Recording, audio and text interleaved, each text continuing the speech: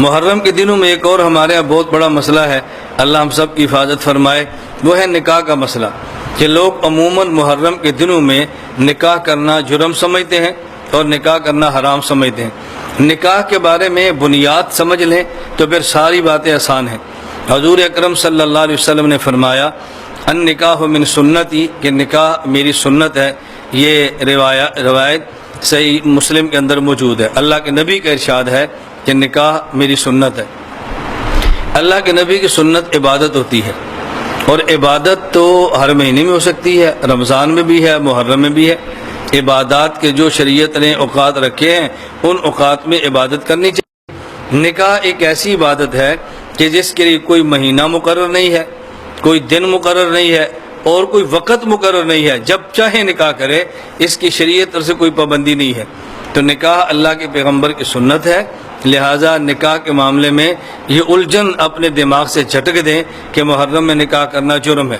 اور عجیب بات یہ ہے کہ خود نبی کریم صلی اللہ علیہ وسلم کی 11 ازواج مطہرات ہیں، 11 ہماری امہات المومنین ہیں، 9 بیویاں بیک وقت آپ کے نکاح میں تھیں، ویسے آپ کے ازواج مطہرات کی تعداد یہ 11 ہیں۔ حضرت زینب، حضرت خدیجہ رضی اللہ تعالیٰ عنہما یہ رسول صلی اللہ علیہ وسلم کی زندگی میں دنیا سے چلی گئیں، اور اس کے بعد 9 بیوی آپ کے نکاح میں رہی ہیں۔ اور زینب نام کے حضور پاک کی 2 بیویاں ہیں، یہ بھی ذہن میں رکھیں، 2 بیویاں ہیں زینب نام کی۔ آپ کی بیٹی زینب یہ الگ ہیں، اور آپ کی 2 بیویاں زینب یہ الگ ہیں۔ تو رسول اللہ صلی اللہ علیہ وسلم نے جو سب سے پہلا نکاح کیا ہے حضرت خدیجہ رضی اللہ تعالی عنہا سے، اس کے بارے میں روایت میں ہے تزوج محمد صلی اللہ علیہ وسلم خدیجہ یوم عاشوراء تاریخ الخمیس، اللہ کے نبی نے سب سے پہلا نکاح حضرت خدیجہ سے محرم کے اندر کیا ہے، اور 10 محرم کو کیا ہے۔ تو نبی پاک صلی اللہ علیہ وسلم کا اپنا پہلا نکاح 10 محرم کو ہے۔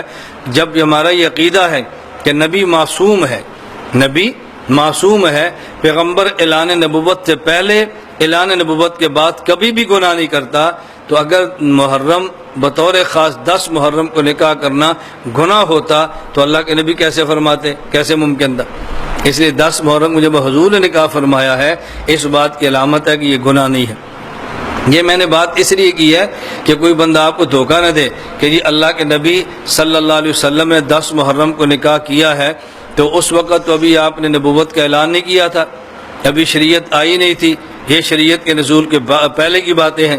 تو ہم کہتے ہیں 2 باتیں سمجھ لیں، اگر یہ شریعت کے نازل ہونے سے پہلے کی بات ہے تو کیا شریعت نے 10 محرم کا نکاح حرام کیا ہے؟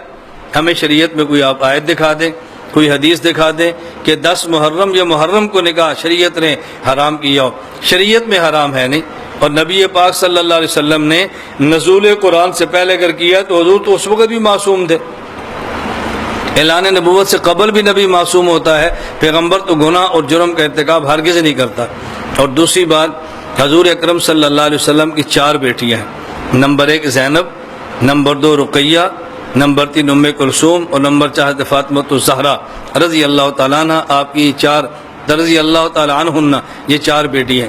ان میں زینب کا نکاح حضرت ابو العاص رضی اللہ تعالیٰ عنہ سے ہوا ہے، اور رقیہ ام کلثوم کا نکاح یک کے بعد دیگرے حضرت عثمان غنی رضی اللہ تعالیٰ عنہ سے پہلے حضرت رقیہ سے ہوا، ان کی وفات کے بعد حضرت عثمان غنی کے ساتھ آپ کی دوسری صاحبزادی حضرت ام کلثوم رضی اللہ تعالیٰ عنہ کا نکاح ہوا ہے۔ اور ام کلثوم رضی اللہ تعالیٰ عنہ کا نکاح کب ہوا؟ اس میں 3 روایات ہیں۔ ایک روایت یہ ہے کہ آپ کا نکاح رجب سن 3 ہجری کو ہوا، اور ایک یہ کہ ربیع الاول سن 3 ہجری کو ہوا، اور ایک روایت ہے کہ محرم سن 3 ہجری کو ہوا۔ خود اللہ کے نبی کی ایک بیٹی کا نکاح، اس پر ایک روایت یہ ہے کہ محرم الحرام کے اندر ہوا ہے۔ حضور اکرم صلی اللہ علیہ وسلم کی 4تھی بیٹی فاطمہ الزہرا رضی اللہ تعالیٰ عنہ، ان کا نکاح کب ہوا؟ ان کے بارے میں 2 روایتیں ہیں۔ ایک روایت یہ ہے کہ ان کا نکاح رجب سن 2 ہجری میں ہے، اور ایک یہ کہ محرم سن 2 ہجری میں ہے۔ تو خود حضرت زہرا رضی اللہ عنہ کے نکاح کی ایک روایت موجود ہے کہ محرم کے اندر ہے۔ حضرت علی المرتضیٰ رضی اللہ عنہ کا نکاح ایک روایت کے مطابق محرم میں ہے۔ تو محرم میں نکاح اگر جرم ہوتا تو یہ نکاح کیوں ہوتے؟ پھر حضرت حسین رضی اللہ عنہ کے بھتیجے حضرت قاسم کا نکاح یہ بھی محرم کے اندر ہوا ہے۔ خود نبوت کا نکاح ایک روایت کے مطابق آپ کی بیٹی کا نکاح اور حضرت حسین کے بھتیجے قاسم کا نکاح یہ محرم کے اندر ہے۔ اگر یہ محرم میں نکاح حرام ہوتا تو کم از کم یہ لوگ ان دنوں میں نکاح نہ کرتے۔ اور اس پر ایک بہت عجیب سی دلیل پیش کی جاتی ہے 10 محرم کو نکاح سے روکنے کی کہ جی 10 محرم کو حضرت حسین رضی اللہ عنہ شہید ہوئے ہیں، اور محرم کے مہینے میں حضور پاک کا ایک خاندان بہت بڑی تعداد میں شہید ہوا، حضرت حسین شہید ہوئے ہیں، تو محرم میں نکاح نہ کریں۔ سوال یہ ہے، ایک طرف حضرت حسین ہے، ایک طرف حضرت علی رضی اللہ تعالیٰ عنہ ہے۔ حضرت علی باپ ہیں، حسین بیٹے ہیں، حضرت علی خلیفہ چہارم چوتھے نمبر کے ہیں تو حسین بعد کے ہیں۔ خود حضرت علی رضی اللہ تعالیٰ عنہ کی جو شہادت ہے وہ 21 رمضان سن 40 ہجری میں ہے، لیکن کوئی بندہ بھی نہیں کہتا کہ رمضان میں نکاح کرنا حرام ہے۔ تو اگر حضرت حسین کی شہادت کی وجہ سے محرم میں نکاح حرام ہے تو حضرت علی کی شہادت کی وجہ سے پھر رمضان میں بھی حرام کہنا چاہیے۔ رمضان میں حرام کوئی بھی نہیں کہتا اور محرم میں سب حرام، بہت سارے لوگ حرام کہہ رہے ہیں۔